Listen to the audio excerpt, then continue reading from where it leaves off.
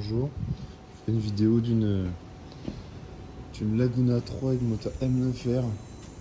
Donc il y a un souci, il y a quand je fais la vidéo déjà parce que je vois qu'il y a presque pas de vidéos sur ces moteurs-là, sur des interventions de ces moteurs-là sur YouTube. Et donc là il y a un souci de démarreur, donc quand on appuie sur le bouton Start, on entend clac, donc le démarreur claquer, et rien ne se passe. Donc là je vais déjà commencer par le contrôle des fusibles, comme il y a sur d'autres vidéos. Donc ces vidéos-là, on les voit sur YouTube. Par contre, le remplacement de démarreur, on le voit pas. Avec cache batterie. Ça, ce truc-là, c'est il y avait un capteur qui a longtemps avait fondu suite à je ne sais plus quel défaut. Là, il fait un peu nuit, mais bon.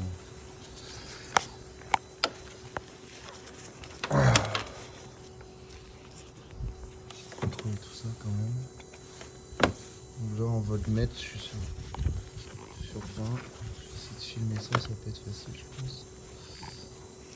Là, j'accroche ma pince ici et je regarde si j'ai du plus sur tout la bande de fusible qui est là. Donc là, c'est bon. Là, j'ai bien du 12. J'ai bien du 12 aussi. Et j'ai bien du 12. Donc c'est bien ce que je pensais. C'est pas les fusibles déjà. C'est pas les fusibles parce que j'entends bien le démarreur claquer. Donc c'est vraiment le démarreur qui est collé et ça fait même de la fumée quand. Donc là, il faut savoir que la batterie, elle était déchargée parce que j'ai laissé le contact pendant un bon moment avant de La m'occuper de voiture ça. ne comprend pas que le démarreur reste bloqué, donc elle continue d'envoyer du jus. Enfin là, je vais lever le véhicule et je vais vous montrer le dessous. Ah, et à savoir que la voiture, elle a 238 000 km, je crois, un truc comme ça. Et qu'il n'y a jamais eu de panne majeure à part cette durée de suralimentation là qui avait pété au niveau du raccordement. Au niveau du raccordement sur le moteur. Sinon, rien du tout. À noter aussi que cette voiture, je lève toujours avec un cric de ce genre-là, au moins avant de la. J'ai des crics classiques, hein, mais j'ai toujours peur de défoncer les bas de caisse. Donc je mets toujours un cric comme ça pour la lever et après je mets chandelle et je la repose. Parce que j'ai pas envie d'avoir, comme sur plusieurs voitures, toute cette partie-là qui est pliée, parce que la voiture a glissé un peu. Enfin, oui. Je mets ça en place.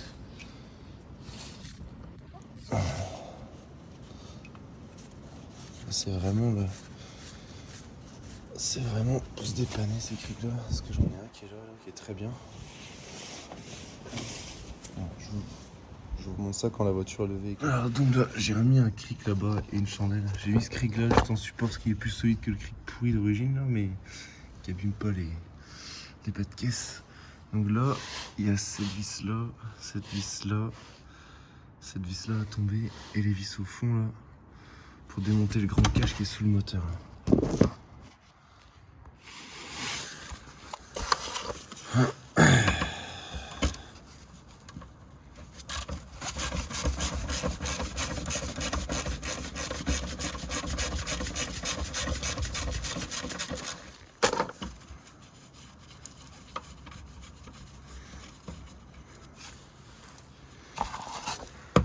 Je vais me prendre une boîte aussi.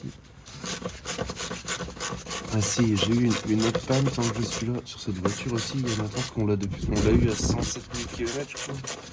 Et elle a 238 ou 236, je suis plus sûr.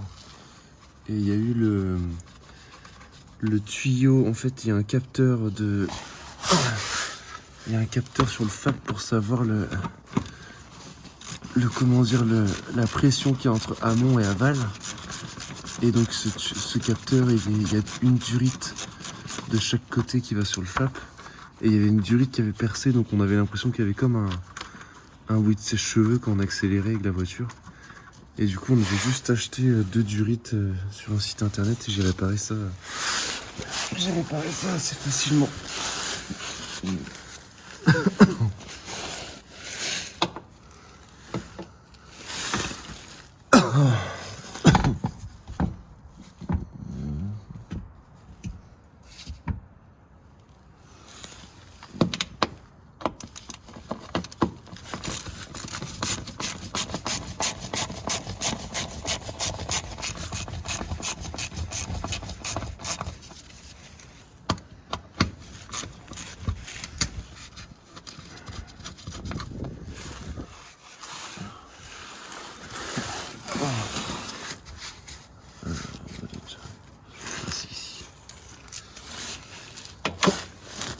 se cache extrêmement long et quand on est par terre, c'est pas ce qu'il y a de plus facile.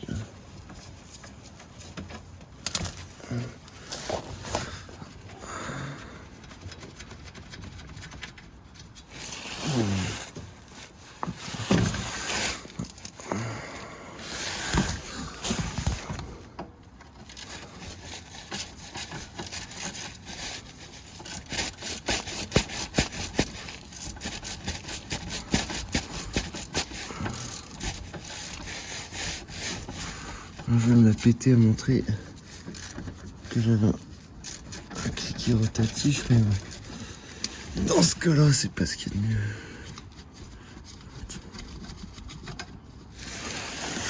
Voilà.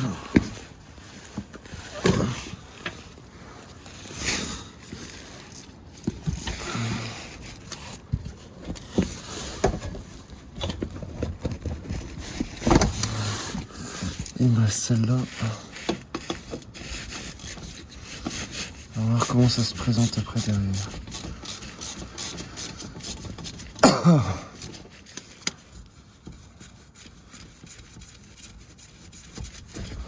Voilà.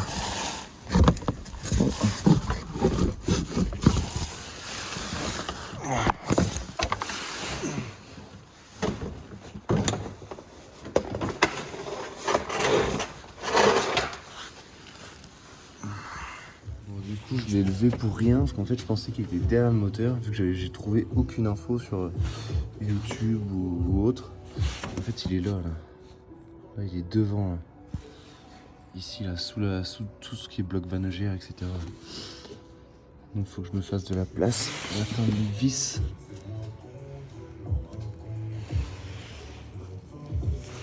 Qui sont derrière là-bas. Voilà, pour me faire de la place, je vais enlever la batterie, le bac à batterie, tout ce qui est sur le côté pour avoir de l'accès, pour pouvoir dévisser le démarreur qui est sur le côté là-bas. Et pour libérer un peu de place tout simplement. Voilà, du coup là, j'ai démonté batterie, donc ça c'est simple. Après là, il faut démonter tout le porte-fusible qui est là. Et là, tout le calculateur est dedans. Il va falloir que je sorte tout le bac à batterie pour déconnecter déconnecter le calculateur, pardon, pour me faire de la place, pour pouvoir aller démonter ça. Donc là, j'ai enlevé cette vis là, celle-là.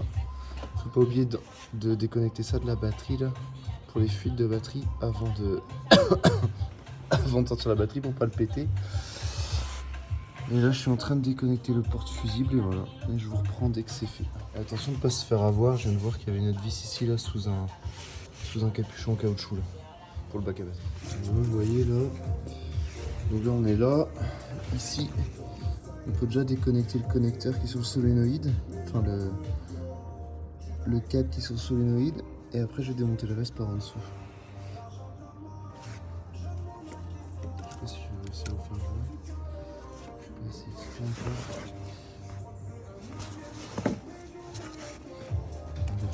Là, j'ai l'écrou qui vient. Mais il prend une... Enfin, il n'y a vraiment pas de place pour le démonter. S'il y en a peut-être des mécanos expérimentés qui diront qu'il y a de la place, mais je préfère largement bosser sur un moteur en long, type E46, etc., 90, que sur ça. Ça, c'est la voiture de la conjointe. J'avoue qu'à mes yeux, c'est un peu de la merde. Ça, c'est bon. Je reprends pour la suite.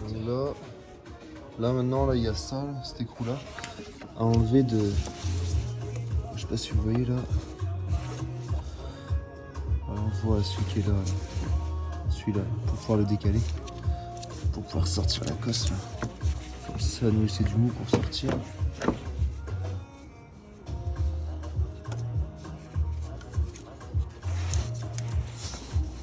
Voilà, c'est ce que je pensais.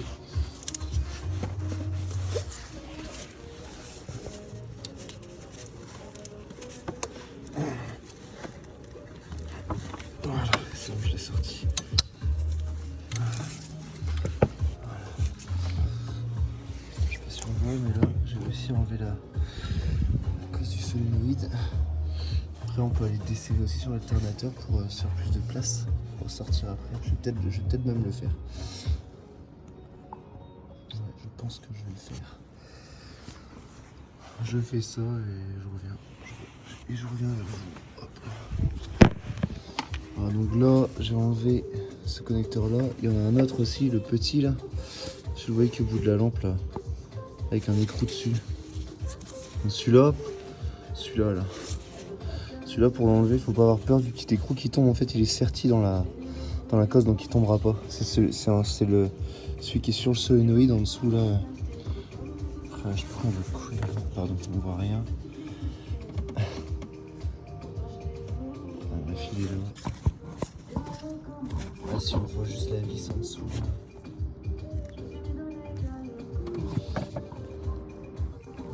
On voit la vis là, qui est juste. Il y a la grosse et sur la continuité on voit la petite là qui est derrière. Voilà, celle-là, bah, c'est celle. Ah, c'est celle qui du coup qui est sur le solénoïde aussi enlevée. Ah. Qui est où? Qui est là, qui va derrière, qui va sur le côté du démarreur aussi là, qui est directement sur le démarreur là, cette fois. Voilà, celle qui est au bout de mes doigts là, qui est enlevée. Du coup je vais enlever les vis, donc il y a 3 vis apparemment sur ce démarreur là.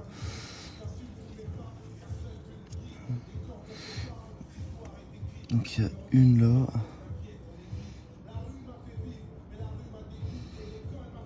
Une là et une autre grosse. Ah non, il y en a 2 du coup, ça doit être le centrage là en fait, ouais. Il y a celle-là là. Voilà qui est là, à enlever. Et une autre qu'on peut attraper par en dessous. Voilà, il n'y a plus qu'un. Voilà, pour desserrer les vis de démarrage, je me suis mis comme ça. Là.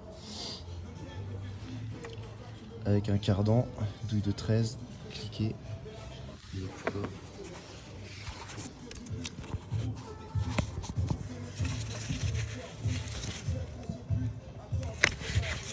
La vis.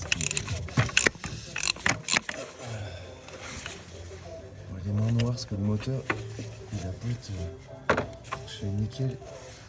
Il chie un peu d'huile de partout.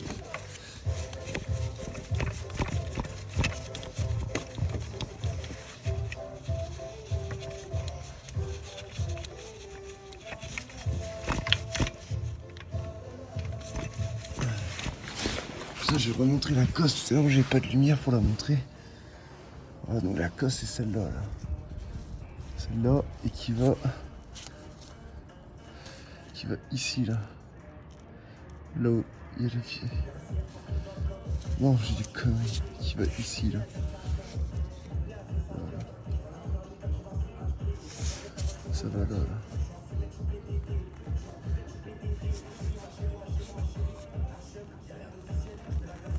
Là, voilà, ici. Et il y a les vis du bas tombées. Qui est.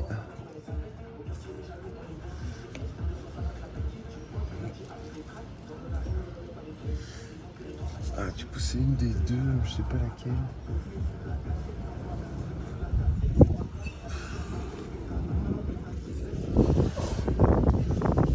Celle du dessus, parce que c'est pas là. C'est pas la première, c'est celle au-dessus. Ah, celle que j'éclaire, c'est celle-là. Il n'y a plus qu'à. Bon, du coup là il est venu. Mais bon, maintenant, il faut réussir à le sortir de son trou là.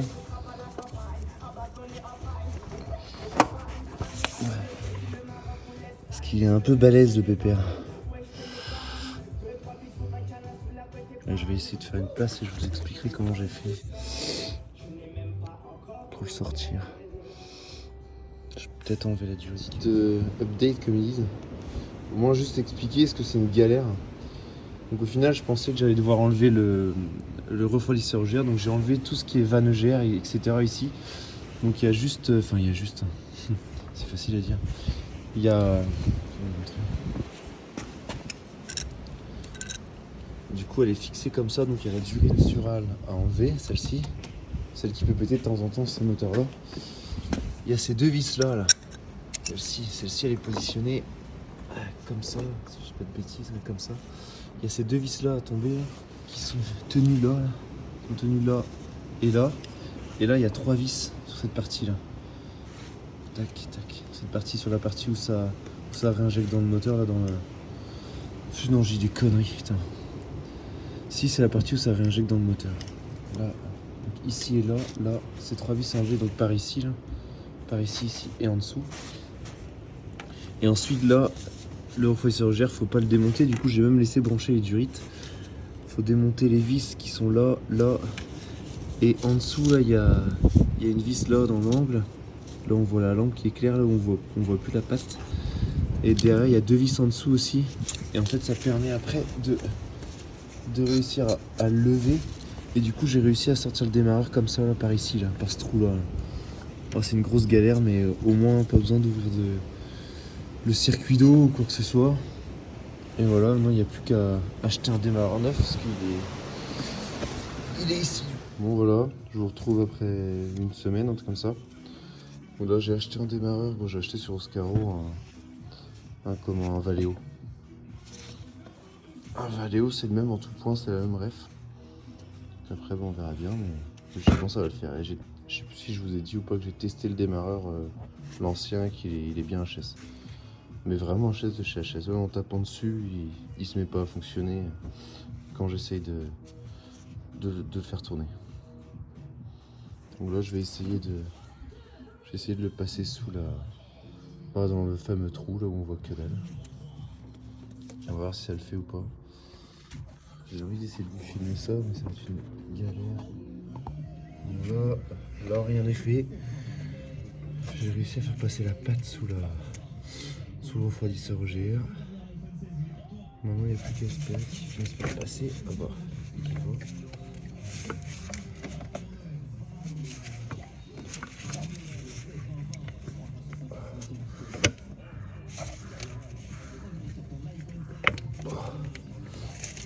alors là c'est où que ça bloque. Ça casse.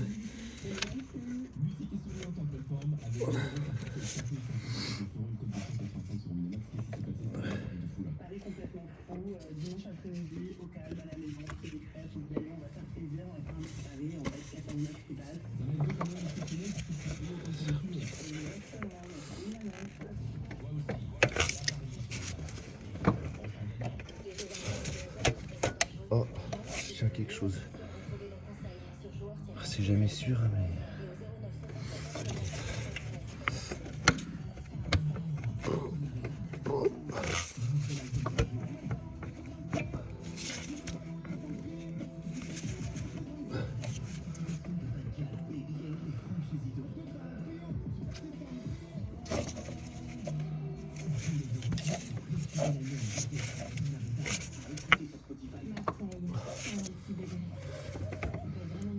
Ah, c'est une vraie misère quand même.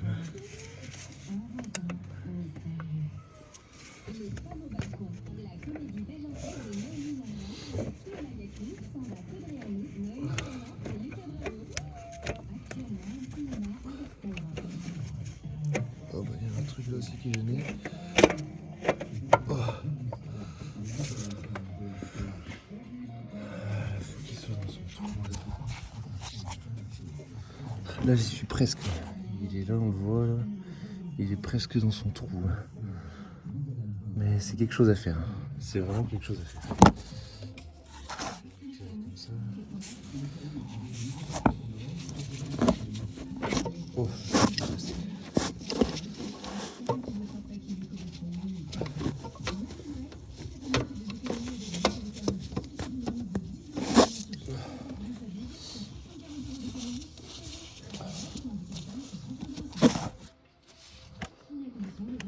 Je crois qu'il est plus ou moins passé.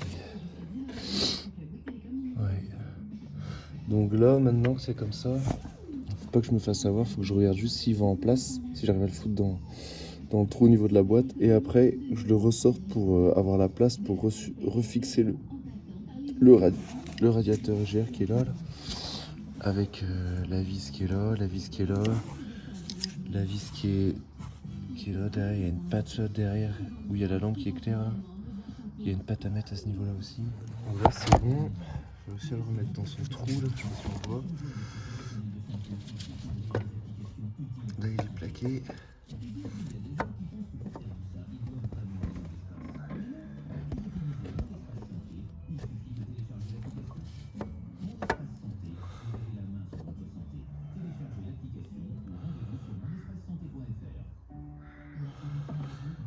Et non, j'ai plus qu'à fixer le support.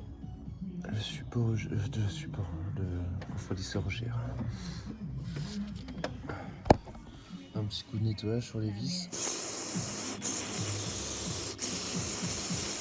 Enlever la merde qui part sur les filets, enfin les saletés, pardon.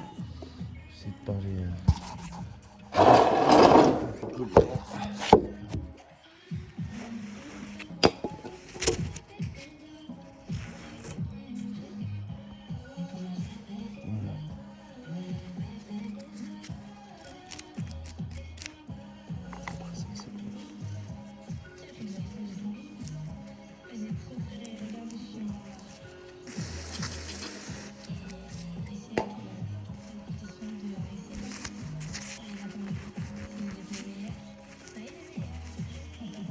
Voilà. C'est bon, ça va le faire. Il faut aller remettre ça, ces vis là, ici là, là, et il y a 2 pattes en dessous aussi. Les mêmes mais en dessous quoi. Bon, je vais mettre celle du haut déjà pour centrer l'ensemble entre guillemets, pour qu'il soit positionné par rapport au trou d'en bas.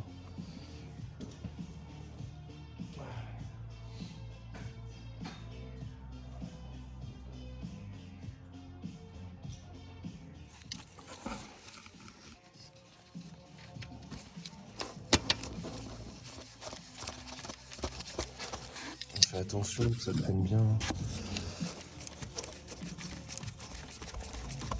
Pas risquer de foirer quelque chose. Ah. Les 2 du haut c'est bon, maintenant il y a celle du bas, plus délicate. Faut pas que j'entende de bruit.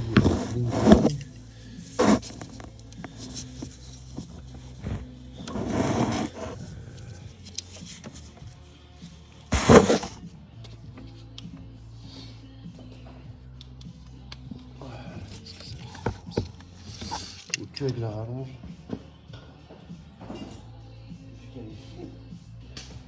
Et que mes doigts passeront du coup.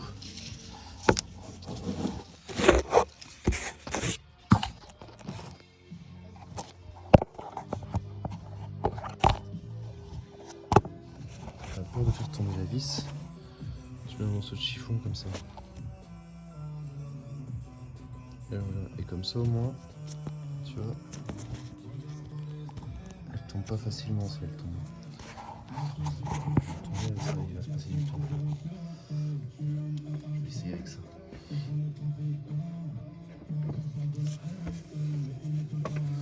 Prendre le cliquet aussi.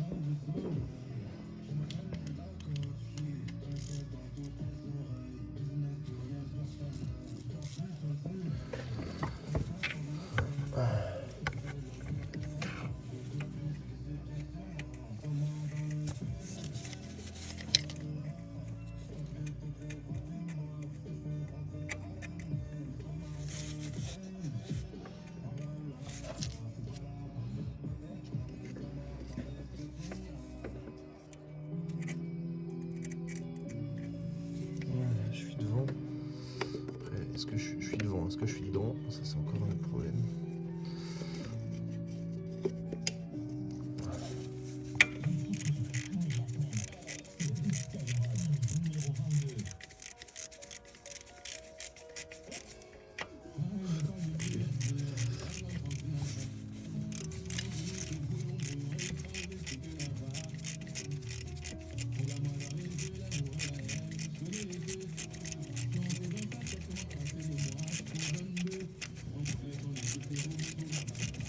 Bon, j'ai réussi, mais la douille, enfin le chiffon, c'était coincé sur la vis, mais c'est bon, elle est prise.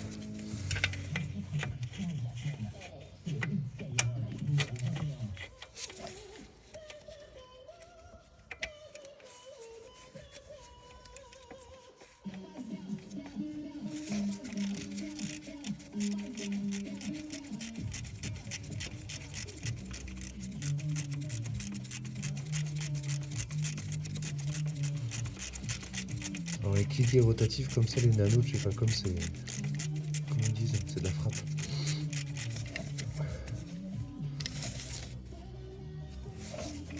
Voilà, elle est presque à fond. Je vais passer pour mettre la dernière, la plus chiante en plus. J'étais assez feignant, j'ai pas voulu faire la plus chiante d'abord. De toute façon, je vais être obligé de décaler le démarreur là. Parce que je vais enfoncer dans son trou du coup, mais je vais peut-être devoir le bouger. On va voir.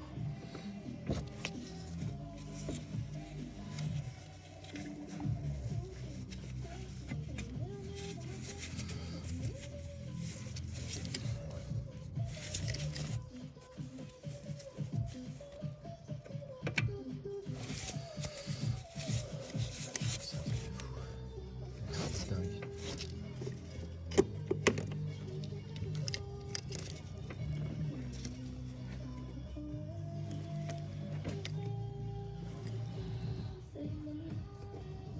Oh, je vois la vis. Oh, c'est bon. C'est con, vous voyez pas, mais je crois que c'est bon, elle est pas trop loin de la vérité. On est pas loin de la vérité.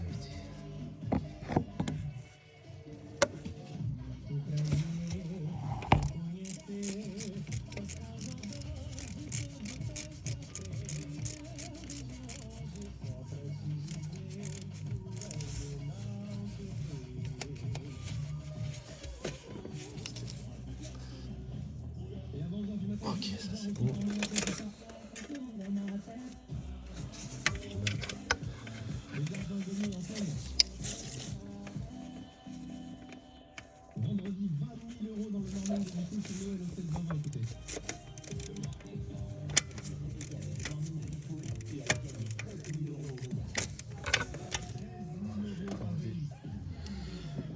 Du coup, pour celle que je viens de vous montrer, j'ai enlevé j'avais mis le cardan.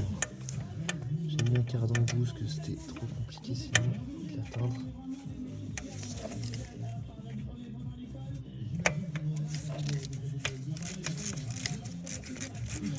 Là j'ai enlevé le cardan, ça passe plus facilement. Après il y en a qui ils peuvent enlever le radiateur EGR, moi ça me fait chier ça m'embêtait de jouer avec ça. Sachant qu'après il part derrière, etc. Il part au niveau du turbo pour récupérer les gaz d'échappement. J'ai pas envie de... J'ai vraiment mais aucune envie de m'emmerder avec cette partie là. Ah, ça c'est... Voilà, ça c'est serré.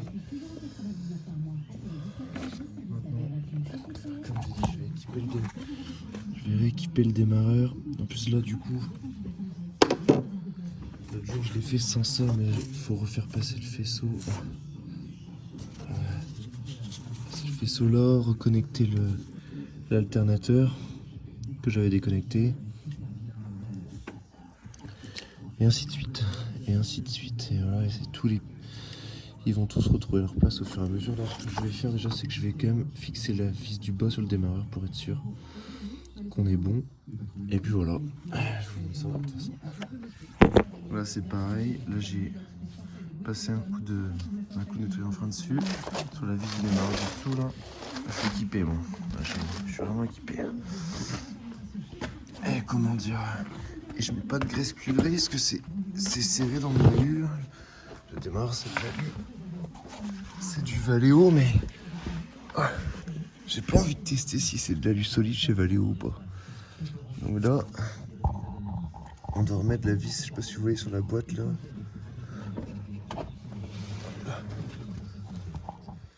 Là, on voit là où j'éclaire au-dessus, le trou qui est au-dessus de la vis là. Voilà, celui-là, là, c'est là qu'il faut remettre la vis. Là, on voit que le démarreur est plaqué derrière. Qu'il n'y a plus qu'à...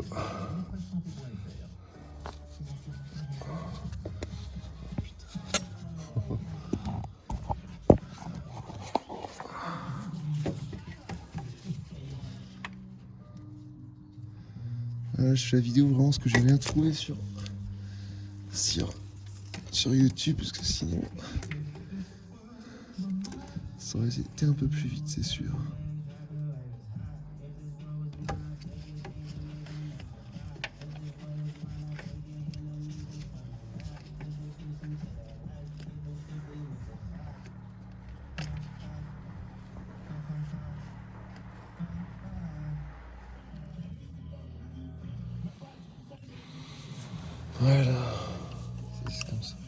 Après, ce moteur, il est rempli d'huile, c'est un truc de dingue. Je sais pas pourquoi.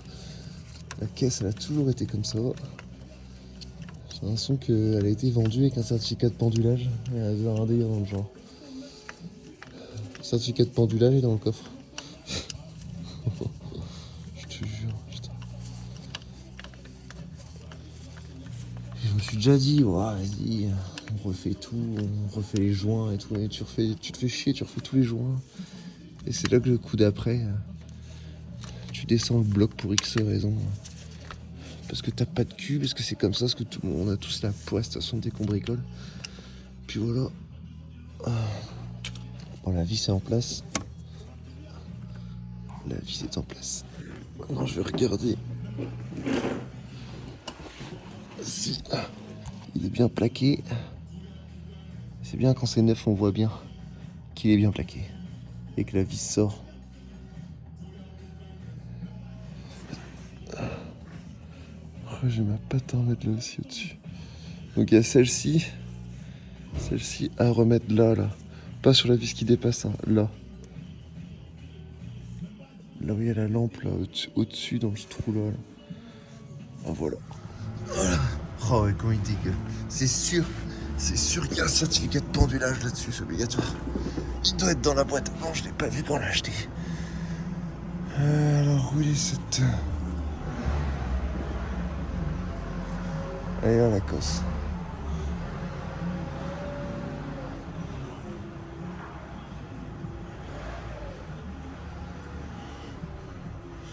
Ça, et celle-là, celle qu'on voit, la rouge, là, c'est celle qui va sur l'alternateur qu'il faut que je remette aussi. Il faut d'abord remettre ça, là. Vous voyez ce collier, là? Celui-là, il faut le remettre sur son support, parce qu'après, quand il y aura le câble là devant, ça va être un peu gênant, quoi. Si vous voyez ce que je veux dire. Donc, hop, on décale. On décale, et on enquille ça.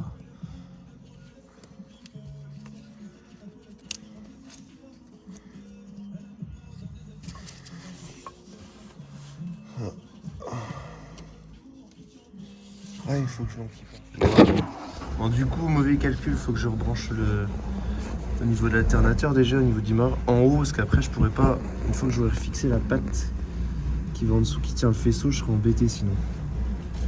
Donc là, l'idée, c'est de remettre celui-là dans son logement.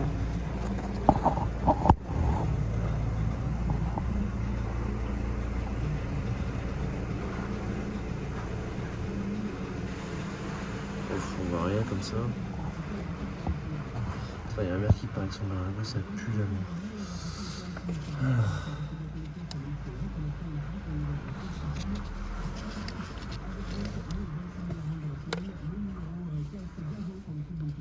Donc là.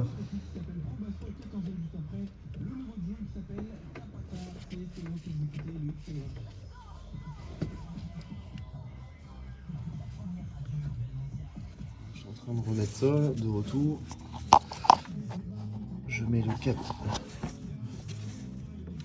cap plus sur le solénoïde.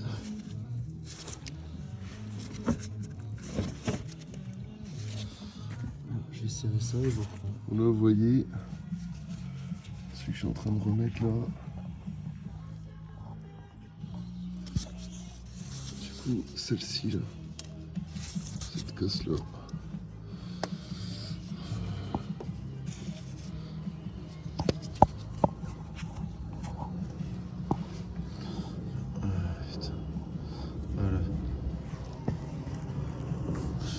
J'essaie de le faire en direct, mais c'est pas gagné.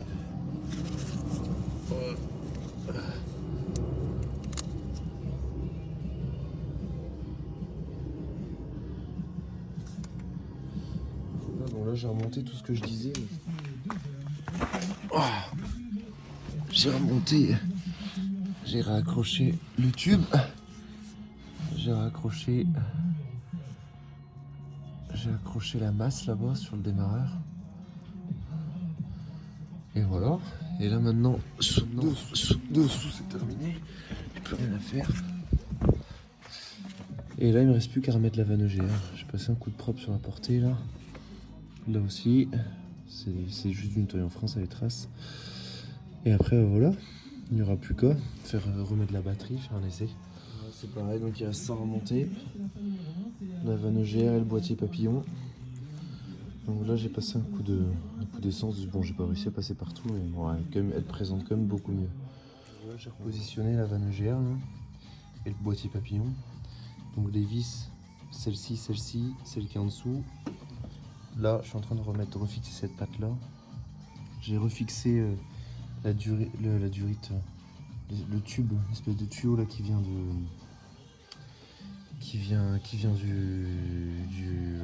refroidisseur EGR.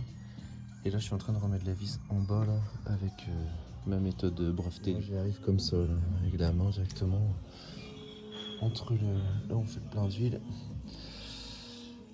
et le bloc papillon, le boîtier papillon. Ça fait mal au doigt. Ça fait un peu mal au doigt. Et ça y va. Donc on y est presque là, bientôt batterie. Ouais, c'était bien ça la panne. Je viens de la démarrer.